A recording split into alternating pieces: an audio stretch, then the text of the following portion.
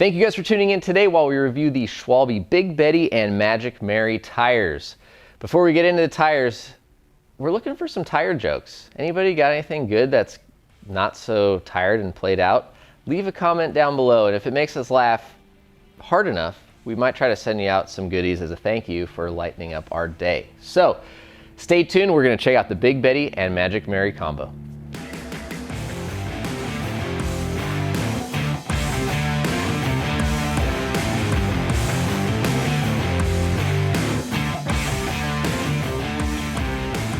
So for the keen-eyed skeptics out there, you might recognize these two bikes behind me. They are from our 2021 e-bike shootout, which Schwalbe did help support this year. We reached out to them in hopes of having a consistent test tire across the board that would let us test all the bikes on the same rubber. That rubber this year was the Big Betty and Magic Mary. We were a little bit surprised, I guess, because we were hoping to get the eddy currents, but due to some COVID issues and availability, they were unable to sponsor our e-bike shootout with their e-bike tire.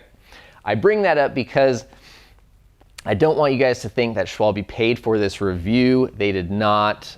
No part of our obligation or contract included a product review except placement in our 2021 e-bike shootout and visibility on the bikes. So this review is coming after the fact because we really were impressed with how these things performed.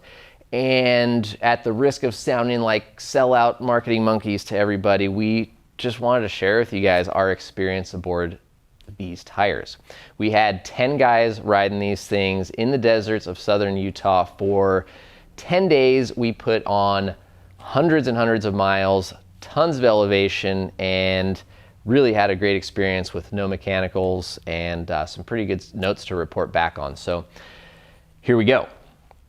So for the test, we used the Schwalbe Evolution line, which is their higher line of tires. The Big Betty and Magic Mary are available in 26 through 29 inch diameters in 2.4, 2.6, and 2.8 inch widths. We tested all bikes with a 2.6 inch width, as that is our kind of favorite for e-bikes and most bikes in general. So these tires are available in either the soft or ultra soft compounds.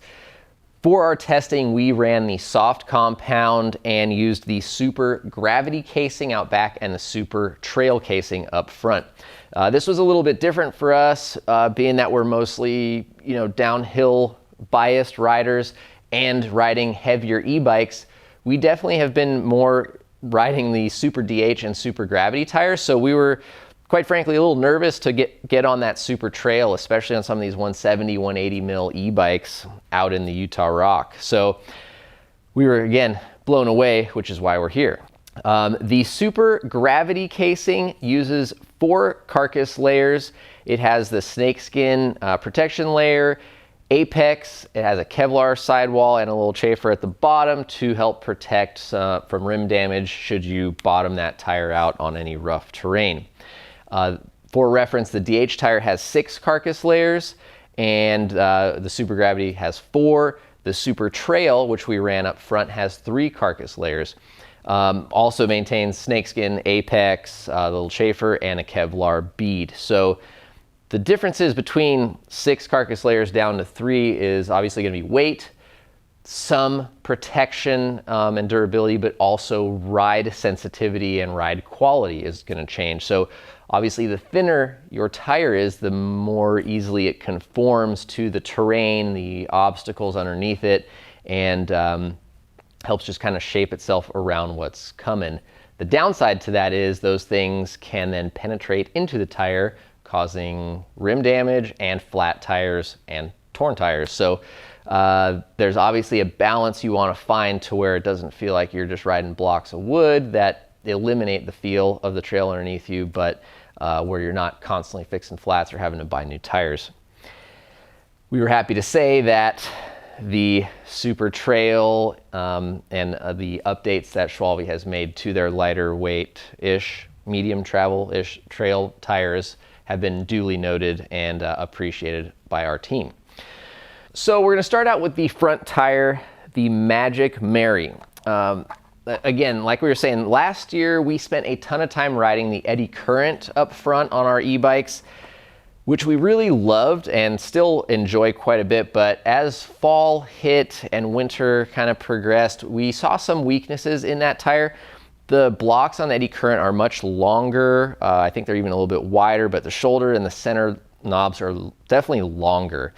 And what we found is that on pine needles, kind of the dry, duffy terrain that is here in Central Oregon before the rain hits, leaf-covered trails, the tire floated a little bit, and we noticed that the Magic Mary did a better job of penetrating through those little bits of debris up on top of the trails and found dirt. So that was something that was a definite benefit and that we enjoyed out of the Magic Mary.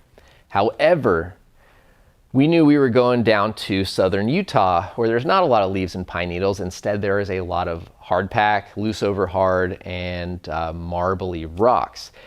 I have had more than a few scabs on my elbows due to the older Magic Marys, side knobs folding out and just giving way. And I was honestly a bit nervous and concerned that we couldn't get our eddy current tires for this shootout, but I was really blown away at the changes and the transformation in this tire. I'm not sure if all the changes that they've just made in, you know, that shoulder knob reinforcement, the updates to rubber compound, or if possibly going to that super trail front casing allowed the tire to conform a little bit better. So it wasn't just the knob being that weak point that folded and gave way like I felt on so many of the previous generation older model Magic Marys. So I was definitely happy with the transformation in that tire. I loved again, how they penetrated on softer sand that we found in Utah when you got up onto like the large red rock rollers. Even when we got back here into some, you know, really marbly loose terrain, these things do a great job of going around all those loose rocks, finding dirt. They brake incredibly well. They hold a line well. There's not a float channel or a drift zone like you might find on some tires. It's just very predictable all the way around.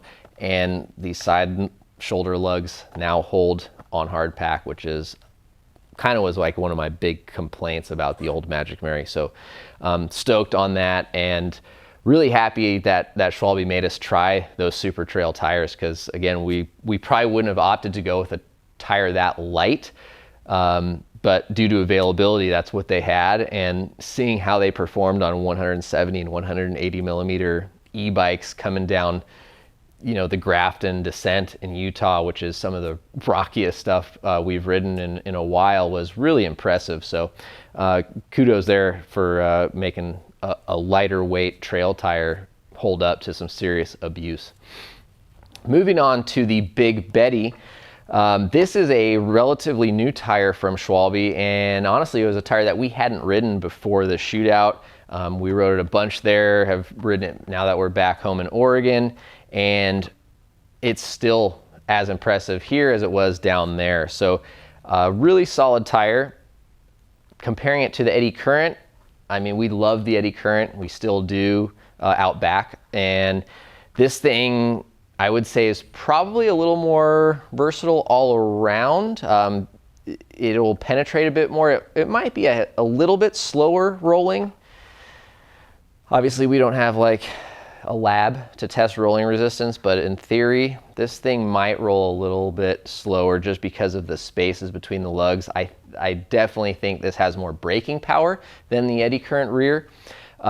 Climbing power, traction, probably pretty close. That's a tough one because that eddy current rear climbs so well, but depending on your type of terrain, the gaps and spaces you have between these lugs here really allows this tire to sink in and bite and do a good job of getting you up some pretty vertical stuff. So yeah, that kind of brings me back to the compounds. We ran the soft compound tires.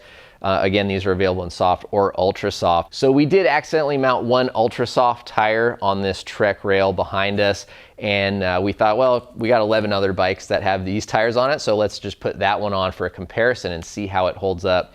And we'll kind of show you guys a little side by side with almost identical mileage, ride time, and everything else. The difference is very notable in terms of how that super or ultra soft and soft compound has weathered.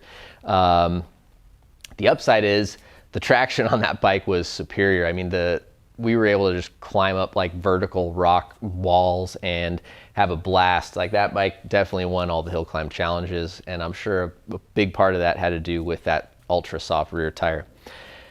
These tires, I think, do a great job in a variety of terrain. You know, we've kind of gotten out on everything from icy, snowy trails back here in Oregon, which not much does well unless you're getting ready to spike up. But soft, rich soil, they do a great job. They roll well. The braking performance and cornering performance on the Big Betty is definitely really impressive. Magic Mary is obviously a pretty tried and true tire that has gotten better, in my opinion. The benefit of this shoulder knob now holding up just makes it an even better tire for me. Sidewall stiffness is definitely nice without being overkill, so we really enjoyed having a little bit more sensitivity, feedback, some suppleness in that front tire to where we kind of could feel things a little bit better. But when the tire was starting to break loose, or we were trying to, you know, hold a line over stuff, we could feel the tire working, rather than, you know, like their Super DH tire, which would just be really stiff and you'd have to fight a little bit more and just kind of hold that line. And at the same time, it wasn't just bottoming out and hitting rim, or, you know, getting holes pushed through it. So we really liked that super gravity, super trail combo, even though we were frankly a little bit worried that it wouldn't be enough. So overall, this is a great tire combination. I know it might be hard to believe that we feel this way without them sponsoring our shootout, but the fact is we didn't have to make this review.